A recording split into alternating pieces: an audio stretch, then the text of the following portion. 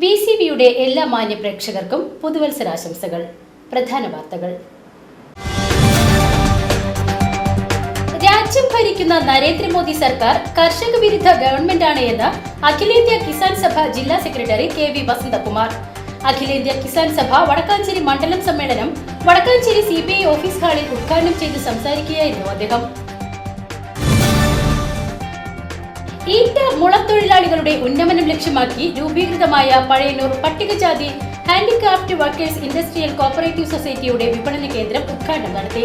പട്ടികജാതി പട്ടികവർഗ ദേവസ്വം പാർലമെന്ററി കാര്യ വകുപ്പ് മന്ത്രി K. രാധാകൃഷ്ണൻ ഉദ്ഘാടനം നിർവഹിച്ചു. പാലക്കാട് നൈമിഷാരണ്യത്തിൽ നടന്നു വന്നിരുന്ന 22ാമത് ശ്രീമദ് ഭാഗവത തത്വ സമീക്ഷാ സത്രത്തിന് സമാപനമായി.